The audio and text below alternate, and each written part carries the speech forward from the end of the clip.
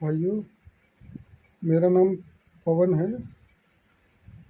मैं राष्ट्रीय स्वास्थ्य मिशन के तहत महोबा जिला अस्पताल में काम करता हूँ, संविदा में। मेरी पत्नी, जिसका नाम रितु वर्मा है, वो जीजीआईसी मऊरानीपुर में बाबू है। मैंने पिछले साल अक्टूबर की 10 तारीख को अपनी बीवी को किसी के साथ चैट करते हुए पकड़ा था और उसकी चैट देखकर मैंने उसको समझाने का बहुत प्रयास किया था।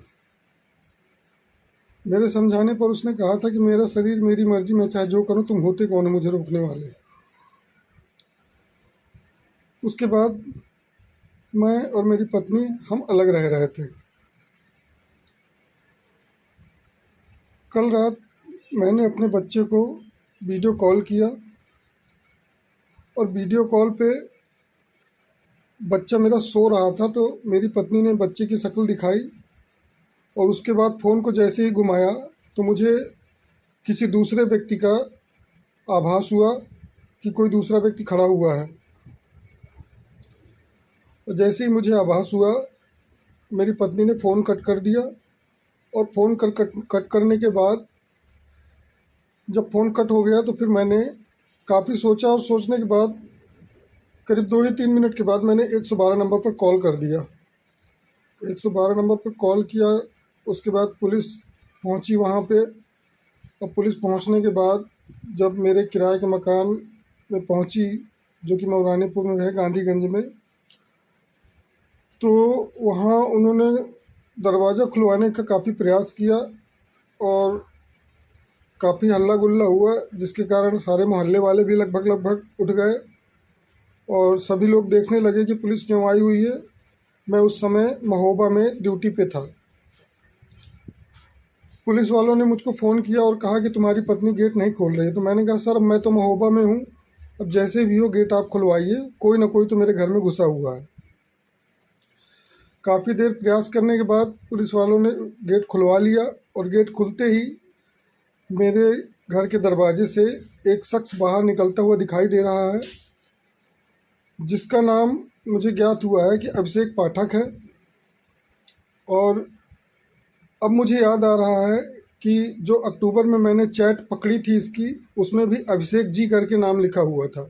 तो ये वही शख्स है जिससे ये चैट करती थी। और ये रात में करीब 1 से 1:30 बजे के आसपास ये मेरे घर पे जो है मौजूद था।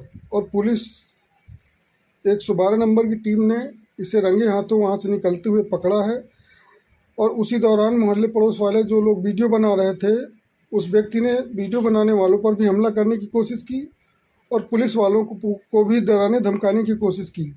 चूँकि वो व्यक्ति सुना है सभासद है और रसूख वाला है, इसलिए उसने अपना पूरा प्रभाव दिखाने की कोशिश की है। दोस्तों, मैं केवल ये चाहता हूँ कि मेरी पत्नी को जिसके साथ रहना हो रहे, मुझे कोई फर्क नहीं पड़ता, लेकिन मेरे बच्चे को कुछ नहीं होना चाहिए। मेरा बच्चा मुझे मिल जाए, उसको नाजायज संबंध रखने ही किसी के साथ रखे, क्योंकि अभी तक तो मुझे शक था, अब क्लियर हो गया है कि वो ऐसी ही है। और इसके पहले भी मैं कई बार उसको पकड़ चुका हूँ, रात में किसी न किसी से बात करते हुए कई बार समझा चुका हूँ। हर बार मैंने माफ़ किया है, इग्नोर किया है, लेकिन उसने कभी भी आज तक अपनी गलती नहीं मानी। हमेशा मेरे ऊपर ही प्रेशर बनाती रही और मेरे घर वालों को दहेज हिंसा और घरेलू हिंसा के मामले में फंसाने की धमकी देती रही और खुद आत्महत्या करने की धमकी देकर मुझको चुप करा लेती थी। लेकिन इस बार हद हो गई, घर के अंदर किसी को घुसेड़ लिया। इतनी बेशर्मी, और अभी भी मानने को तैयार नहीं है कि उसने कुछ गलत किया है। उल्टा मुझे धमकी दे रही है, उल्टा मुझसे कह रही है कि उखाड़ लिया जो उखाड़ना है, और जो उखाड़ना है उखाड़ लो, जो बन पड़े कर लो। अब तो तुम्हें जेल भिजवा के रहूँगी, या तो मैं जेल जाऊँगी या तो तुम्हें जेल भिजवा के रहूँगी। मुझे समझ नहीं आ रहा मैंने किया क्या है। अगर मैंने कुछ गलत किया है तो मुझे जेल में डालिए, लेकिन अगर इसने कुछ गलत किया है तो इससे मुझे और मेरे बच्चे को बचाइए। मुझे अब इसके साथ नहीं रहना है, और जो भी फैसला होगा मुझे मंजूर है, लेकिन मुझे अब इसके साथ नहीं रहना है। क्योंकि अब मुझे भरोसा नहीं है। हो सकता है अगर मैं इसके साथ रहने का प्रयास भी करता हूँ तो कल के दिन मेरा भी बॉडी जो है या मेरे बच्चे की बॉडी किसी ड्रम में मिले, और मैं ऐसा बिल्कुल नहीं चाहूँगा। तो इसलिए मेरा शासन प्रशासन से अनुरोध है कि मेरी इस विनती को स्वीकार करें और दोनों के खिलाफ उचित कार्रवाई करने की कृपा करें, जिससे मुझे न्याय मिल सके।